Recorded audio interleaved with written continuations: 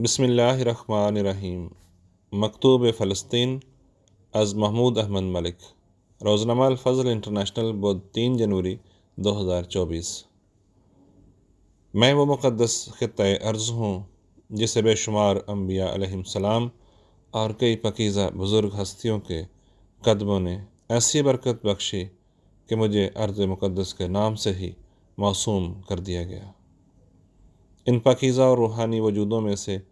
کوئی بھی ایسا نہ تھا کہ جس نے اپنے پیروکاروں کو ظلم و زیادتی اور کبر و انا کے ساتھ مجھ پر قابض ہو کر دوسروں کو محکوم بنا لینے کی تعلیم دی ہو۔ لیکن افسوس کہ انسانی شرست میں موجود حاکمیت کے خمیر نے آنے والی نسلوں میں سے بعض پتھر دل شیطان صفت ذہنوں کو اپنے پیشواؤں کی پوتر تعلیمات کے بالکل برعکس تکبر و فوقیت اور وسعت حاکمیت کے حصول کی ہوس نے ایسا اندھا کر دیا کہ وہ اپنے ہی جیسے انسانوں پر صرف اس لیے ظلم و ستم کے پہاڑ توڑنے لگے تا ان کی زمین اور ان کے وسائل پر قبضہ کر کے اس ریاست کی تشکیل کا خواب پورا کر سکیں کہ جس کی پیشگوئی ان کے روحانی پیشواؤں نے کی تھی۔ مگر افسوس کہ وہ اس وعدے کے پس پردہ حقیقت کو یکسر فراموش کر بیٹھے کہ یہ وعدہ تو عباد صالحین کے ساتھ تھا۔ یہ الہی بشارات تو ان قوموں کے لیے تھیں جن کے دل ایک طرف اپنے خالق حقیقی کی محبت میں سرشار تو دوسری طرف ان کے اعمال انسانیت کی خدمت سے لبریز ہوں۔ اس حکمت کو نظر انداز کر دینے کے بعد لگ بھگ 1 صدی پر محیط ظلم و ستم کا جو سلسلہ اس ارض مقدس پر جاری ہے، آج اس کی شدت اپنی انتہا کو پہنچ چکی ہے، اور اس کی حدت و وسعت کے خوفناک نتائج کو سامنے رکھتے ہوئے خدشہ ہے کہ کہیں کشیدگی کسی تیسری عالمگیر جنگ کی صورت اختیار نہ کر لے، اور ڈر ہے کہ کسی بڑی تباہی کے نتیجے میں اشرف المخلوقات کا ایک بڑا حصہ کہیں صفائے ہستی سے نابود نہ ہو جائے،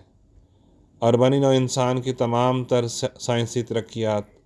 اور عقل و شعور کی حسیات کہیں یک لخت قصہ پارینہ نہ بن جائیں۔ قارئین محترم، ہمارے قابل صد احترام آقا ایدہ اللہ تعالیٰ بنصر العزیز اس تعلق میں اپنے خطبات میں دعاؤں کی مسلسل تحریک فرما رہے ہیں، اور آج فلسطین میں نہتے معصوموں پر ہونے والے مظالم پر آواز بلند کرتے ہوئے عالم اسلام کو ان کی ذمہ داریوں کی طرف بھی توجہ دلا رہے ہیں۔ اپنے آقا کے درد کو محسوس کرتے ہوئے ہمارا فرض ہے کہ آپ کے ارشاد کے مطابق اپنی ہر نماز میں ایک سجدہ اس حوالے سے دعا کے لیے مختص کر دیں، نیز اپنے دائرہ اثر میں یہ احساس دلائیں کہ اول ظلم کے نتیجے میں کبھی امن قائم نہیں ہوتا،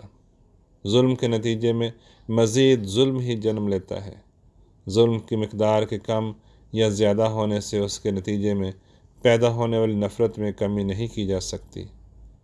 وہ فطری نفرت آئندہ پیدا ہونے والی نسلوں کو بھی اپنا غلام بنائے رکھتی ہے، گویا ظلم کے نتیجے میں جنم لینے والے ظلم کا ایک لامتناہی سلسلہ اور نفرتوں کے سیلاب کے سوا کچھ بھی نہیں ہو سکتا۔ دوم، اس وقت ارض فلسطین پر ظلم کے جو پہاڑ توڑے جا رہے ہیں اور حماس کے خلاف کارروائی کے نام پر عملاً مظلوم شہریوں کی نسل کشی کی جا رہی ہے، اس پر دنیا بھر کے شرفاء بھی بلبلا اٹھے ہیں۔ ہر مذہب اور ہر طبقہ فکر سے تعلق رکھنے والے بے شمار صاحبان عقل و شعور نے اس حوالے سے آواز اٹھائی ہے۔ ہمارا کام صرف یہ ہے کہ ایسے چنیدہ افراد کے بیانات کی بھی تشہیر کریں کہ تا عوام کو احساس ہو سکے کہ آج جو ناحق ظلم اس مقدس خطۂ ارض پر برپا ہے، اس کا تعلق کسی مذہب سے نہیں ہے۔ حقیقت بھی یہی ہے کہ دہشت گردی کا تعلق کسی بھی مذہب سے ہو ہی نہیں سکتا، اس لیے ان واقعات کا تاریخی پس منظر اور ان کے نتیجے میں درپیش پرخطر عواقب بھی ہمارے پیش نظر رہنے چاہیے۔ سوم، دنیا بھر میں خدا کی زمین پر ناحق قبضے کی جس خواہش نے انسان کو اخلاقی اور روحانی پستیوں میں دھکیل کر ظلم پر مجبور کیا ہے، اس کی اصل وجہ وہ دولت ہے جس کے بلبوتے پر مجبور ذہنوں کے فیصلوں پر اثر انداز ہوا جاتا ہے۔ چنانچہ بہت سی اہم سیاسی شخصیات اور سماجی طور پر اثر و رسوخ رکھنے والے افراد جب کسی ایسے پلیٹ فارم پر موجود ہوتے ہیں جہاں ان کے اظہار رائے کے نتیجے میں ان کے علاقائی، قومی یا ذاتی مفادات کو نقصان پہنچنے کا اندیشہ ہو اور ان کی ذاتی زندگیوں کی آسائش متاثر ہو سکتی ہو،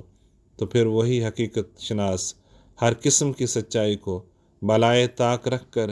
کسی خفیہ مصلحت یا خود ساختہ حکمت کے نام پر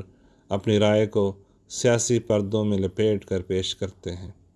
یا اپنے بیانات کو اس انداز سے پیش کرتے ہیں کہ گویا ان کا رزاق آسمان کا خدا نہیں ہے، بلکہ ان کے افعال اب ایسے زمینی خداؤں کے نرغے میں ہیں جنہوں نے ان کے جسموں اور ذہنوں کے ساتھ ساتھ عقل و شعور میں موجود عدل و اخلاق کے پیمانوں کو بھی اپنی گرفت میں لے رکھا ہے۔ الغرض یہ دور حضرت اقدس مسیح الزمان علیہ السلام کے غلاموں سے ایک ایسے جہاد کا متقاضی ہے جو حضرت امیر المومنین کے ہدایات پر چل کر انسان کو اس جہنم میں گرنے سے بچا سکتا ہے جس کے نتیجے میں وہ اپنی دنیا و عاقبت برباد کرنے پر تلے ہوئے ہیں۔ مظلوم کی مدد تو بہرحال کرنی ہے، لیکن ظالم کی مدد بھی کرنی ہے، اس کا وہ ہاتھ روک کر جس سے وہ ظلم و فساد کا بازار گرم کرتے ہوئے اپنی متکبرانہ اناؤں اور نام نہاد ذہنی برتری کی تسکین کر رہا ہے۔ اے ہمارے رب، ہم پر رحم کی نظر کر، ظالموں کا ہاتھ روک کر مظلوموں کو نجات دے، اور بنی نوع انسان کو وہ شعور عطا کر کہ وہ تیرے بھیجے ہوئے پیغامبر اور اس کے واسطے سے صادر ہونے والی تیری تعلیمات پر عمل پیرا ہو کر تیرے سامنے سر تسلیم خم کر دے۔ آمین۔ آواز نعیم احمد باجوہ۔